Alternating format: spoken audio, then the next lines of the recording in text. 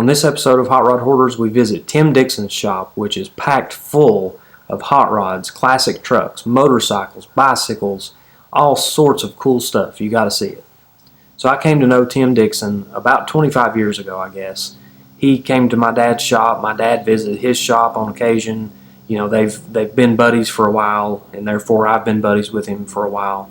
When Tim first opened his shop, he mainly concentrated on drag cars, doing fabrication work on chassis and suspension parts, things like that. And he used those skills to kind of transition into the hot rod world, into custom motorcycles, into just about anything that involves metal.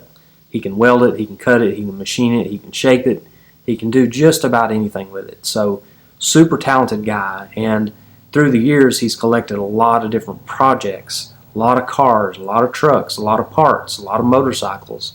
And, you know, I've kind of watched his collection grow over the years. And it's been fun because, you know, you see things you remember from 20 years ago, and he's still got them, and he's still fooling with them, and he's still storing them, and, you know, somewhere down the line he'll get a chance to work on his own stuff.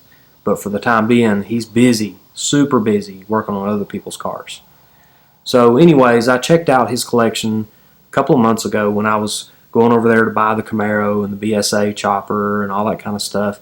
And it gave me a chance to really scope out and see inside the buildings, inside the barn, inside the shed, all of these areas where he's got stuff packed away. On this particular trip, I decided to bring Carly with me. You know, she's really kind of enjoyed some of these little road trips and day trips we've been on, checking out people's collections and junkyards and stuff, and she was excited to go. We took the Corvette over there. You know, we really enjoyed ourselves. We were able to, you know, get out a little bit. We've been cooped up in the house for a long time, and this gave us an excuse to get out and enjoy some sunshine and see some old cars and motorcycles, and she really seemed to enjoy it. So we'll start with the stuff that's outside. He's got a row of C10 pickups. He's got a Suburban. He's got trucks with like a service bed. He's got regular old trucks. He's got vans. He is all about some vans right now. Custom 70s type vans with fender flares and side pipes and, you know, big wide tires and all that kind of stuff. He's big time into that. So it's cool to see several of those projects around the shop. He's got a bunch of other projects that have been there for years. Stuff that, you know, he may never get around to, but they're definitely good yard ornaments. Got several old trucks. Got a Chevrolet truck, an old Ford truck. He's got a couple old Mercuries, like 49 to 51 models. One of them is mostly complete. The other one's taken apart. Got a couple of four-wheel drive trucks. He's got a 62 Impala. He's got all sorts of just parts and pieces of things just kind of stacked up around here. Hey, let's check inside this van. Let's go inside this van, see what's in here. Let's take a look. Come on, let's go. You go first. Then. Men first. Men first. Men first? Yep. Okay. Men first. Go ahead. Men first. Go ahead, get in there. Let me see what's in here. Get in. Besides a bee's nest. Yep, I see a wasp nest already.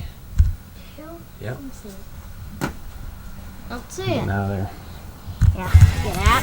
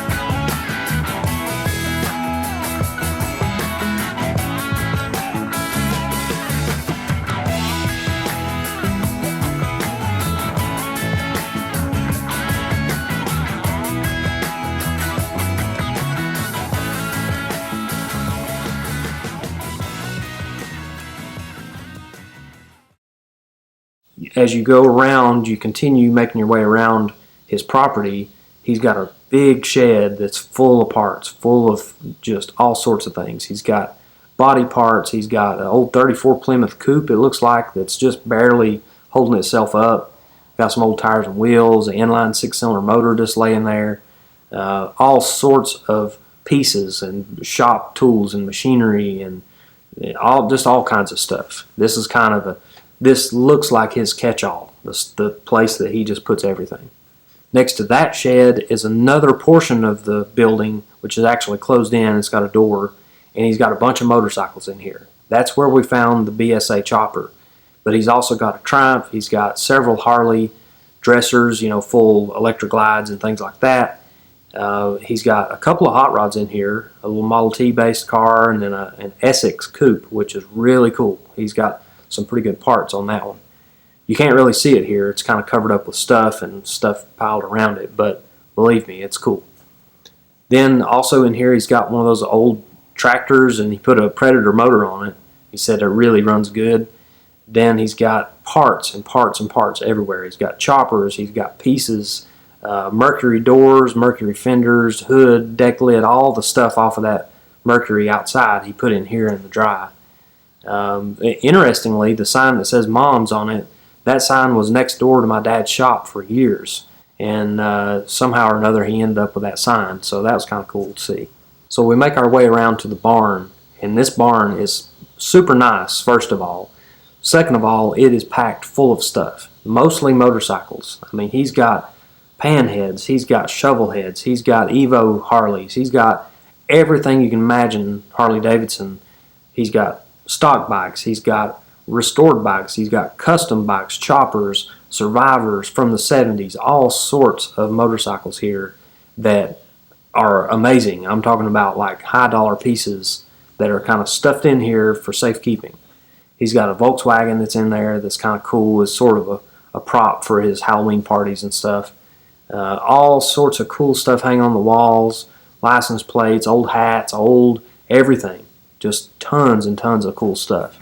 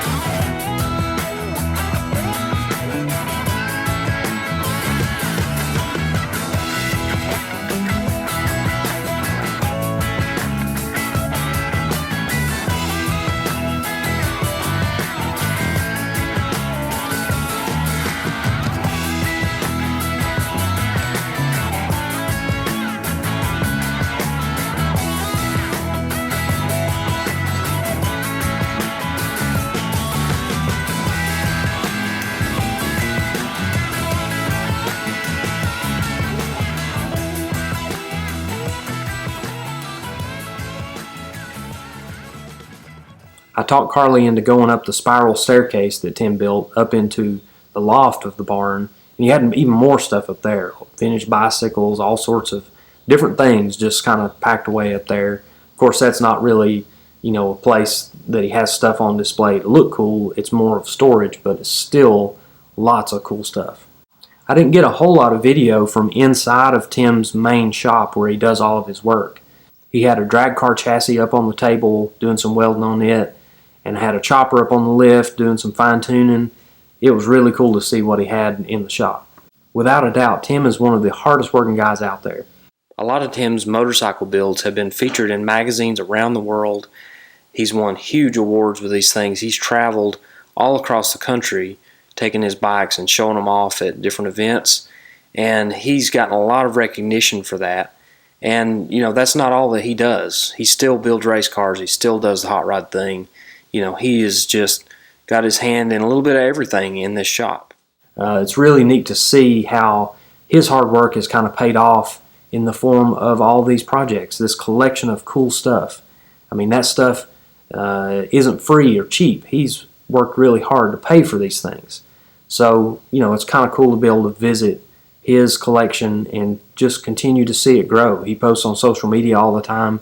In fact, go to Instagram and Facebook and check out Gas Axe Chop Shop, and you'll see some of these projects that come in that he works on for customers and some of his projects he brings in for himself. So be sure to check him out, and stay tuned here on the Hot Rod Hoarder YouTube channel, because we're always posting new videos.